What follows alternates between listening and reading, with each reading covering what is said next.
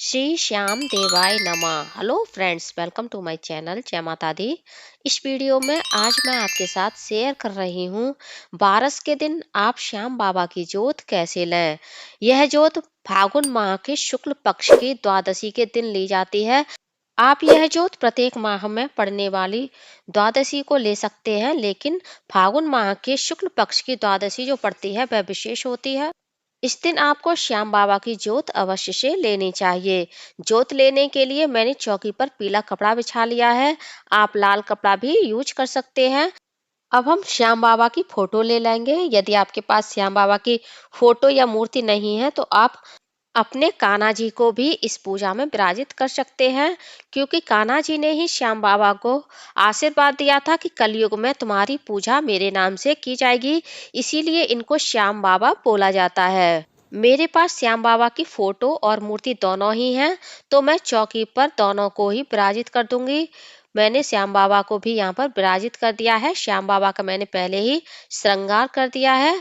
अब हमने जो अक्षत लिए हैं इनको हम श्याम बाबा के सामने रख देंगे और इन पर हम जोत को विराजित करेंगे। श्री श्याम बाबा की पारस की पूजा सामग्री क्या है, इसका भी वीडियो आपको मेरे चैनल पर मिल जाएगा। वहां जाकर के आप वह पूजा सामग्री भी देख सकते हैं। अब हमने चावल की ढेरी पर एक घी का दीपक विराजित कर दिया है। अब हमें चाहिए होगा एक हरा नारियल, जिसे हम श्याम बाबा के पास विराजित करेंगे और इस पर हम पहले मौली बांध देंगे। उसके बाद हम श्याम बाबा के पास इस नारियल को विराजित कर देंगे। बाद में इस नारियल को हम किसी कृष्ण मंदिर में या फिर राम मंदिर में दे देंगे। श्याम बाबा की बारस की जोत आप इस तरह से चौकी लगाकर भी ले सकते हैं। अपने घर के आंगन में भी कर सकते हैं, और यदि आपके यहाँ नॉन वेज नहीं बनता है तब आप यह पूजा अपने घर के किचन में भी कर सकते हैं। अब हम भगवान को श्री श्याम देवाय नमः कहते हुए धूप दीप दिखाएंगे और भगवान को हम तिलक करेंगे पीले चंदन से और लाल कुमकुम से।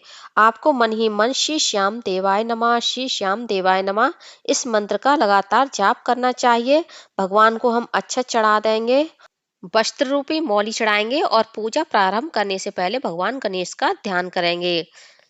पूजा प्रारंभ करने से पहले मैंने भगवान गणेश का ध्यान कर लिया था, तभी मैंने पूजा करने आरंभ की थी।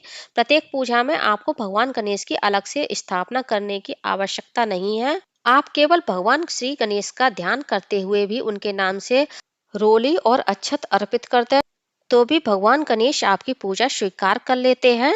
श्याम बाबा को मैंने इत्र अर्पित कर दिया है। श्याम बाबा को इत्र बहुत ज्यादा प्रिय होता है। साथ ही हम भगवान को पुष्प भी अर्पित कर देंगे।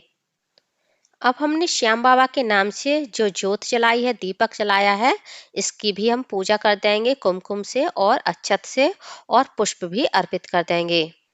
इसी प्रकार से हम नारियल का भी पूजन कर देंगे। उसके बाद श्याम बाबा के लिए हमने जो भोग बनाया है वो भी उनके सामने रख देंगे। बारस की पूजा में श्याम बाबा को पंचमेवा का, खीर का और चूरमा का और कच्चे दूध का भोग लगाया जाता है। तो श्याम बाबा के सामने सारा भोग हमने जो बनाया है वो रख दिया है। कच्चे दूध का भी भोग रख दिया है। फलों में आप किसी भी मौसमी फल का श्याम बाबा को भोग लगा सकते हैं। मैंने भगवान को संतरे का भोग लगाया है। इस प्रकार से सारा भोग हमने भगवान के सामने रख दिया है। अब हम श्री श्याम के नाम से जोत लेंगे। जोत लेने के लिए आपको एक मिट्टी का बड़ा पात्र चाहिए। यदि आपके पास इस तरह का पात्र नहीं है तो आप यह जोत हवन कुंड में भी ले सकते हैं। इसमें मैंने गाय के गोबर के उपले को गैस पर जला करके रख लिया है। अब हम जोत का पूजन कर देंगे।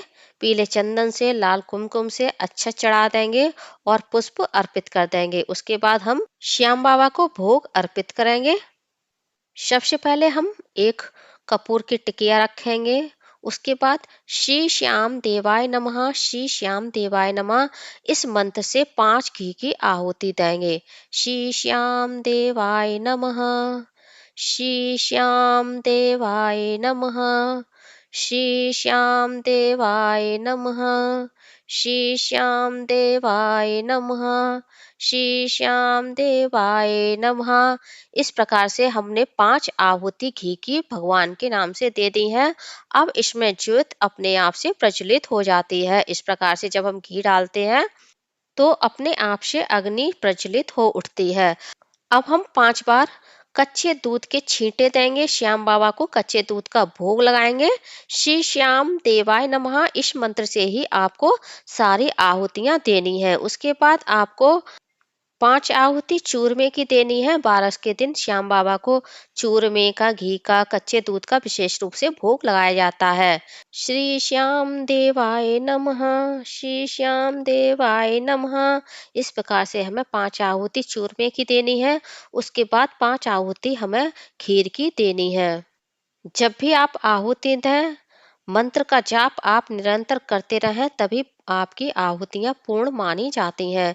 अब परिवार के सभी सदस्यों को इसी प्रकार से श्याम बाबा के नाम से आहुतियां देनी चाहिए। ऐसी मान्यता है कि फागुन माह के शुक्ल पक्ष की द्वादशी को जो भी भगवान की जोत इस प्रकार से लेता है, उसकी सारी मनोकामनाएं पूरी होती हैं।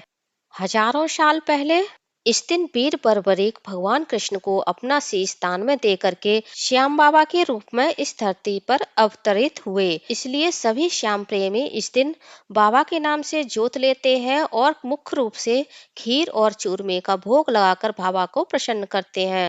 श्री श्याम बाबा की पूजा भगवान कृष्ण के रूप में ही की जाती है। भगवान कृष्ण ने श्याम बाबा को आशीर्वाद दिया था, कलयुग में तुम मेरे ही नाम से पूजित होगे और अपने भक्तों की सारी मनोकामनाएं पूरी करोगे। और श्याम बाबा अपने सभी भक्तों की सारी मनोकामनाएं पूरी करते हैं। इस दिन सभी परिवार के सदस्यों को पूजा में बैठना चाहिए और साथ ही पूजा भी करनी चाहिए। परिवार के सभी सदस्यों को मिलकर श्याम बाबा की आरती करनी चाहिए। आप ये कपूर आरती भी कर सकते हैं या फिर घी के दीपक से भी आप श्याम बाबा की आरती कर सकते हैं। फ्रेंड्स, आप लोगों को मेरा यह वीडियो कैसा लगा कमेंट करके जरूर बताइएगा। और यदि आप मेरे चैनल पूनम की आस्था पर पहली बार आए हैं तो प्लीज चैनल को सब्सक्राइब कर लीजिए। वीडियो को ज्यादा से ज्यादा लाइक कीजिए, शेयर कीजिए, साथ ही बेल आइकन को प्रेस कर दीजिए ताकि हमारे आने वाली सारी लेटेस्ट वीडियो की नोटिफिकेशन आप लोगों को टाइम से मिल सके। अब हम परिवार के सभी सदस्यों के साथ मिलकर के आरती लेंगे, भगवान श्री श्याम बाबा के चरण स्पर्श करेंगे और उनसे आशीर्वाद लेंगे और पूजा में हुई अपनी सभी गलतियों के लिए भगवान से हम क्षमा प्रार्थना करेंगे। धन्यवाद फ्रेंड्स। कमेंट बॉक्स में आप लोग श्री श्याम बाबा की जय अवश्य लिखिएगा। श्री श्याम देवाय नमः।